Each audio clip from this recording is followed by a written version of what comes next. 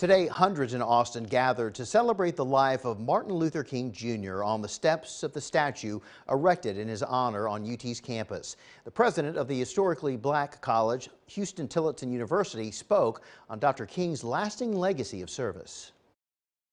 I encourage you today to be the one leading the change for Austin, to make a better Texas and a better America. And with every step you take, I challenge you to think of the impact that you want to make. KXAN investigative reporter Kelly Wiley was in the crowd of marchers this morning as they made their way to the Capitol. All this morning, people have been marching throughout downtown Austin to honor Dr. King's legacy. And as they've been walking, we've been asking them, what do you think Dr. King would think of the world today? Well, I think that Dr. King would think of the world today.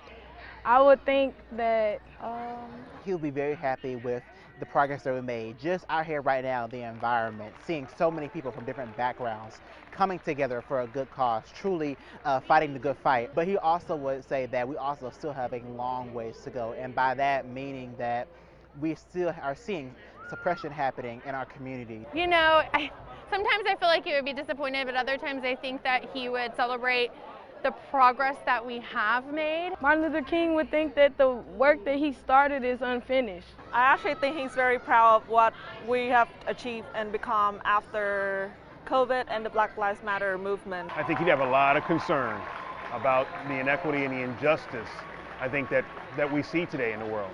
But I think in the end he still would have hope and encourage us to live with hope. I think he'd still be proud of what we're doing.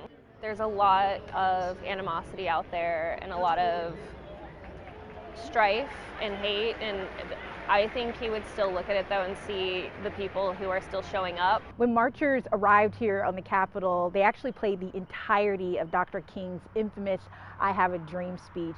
It was a really powerful moment in the crowd, and it's something that they usually don't do. The speaker mentioned because they hadn't gathered together like this on MLK Day in 3 years, they wanted it to be an extra special moment. In Austin, Kelly Wiley, KXAN News.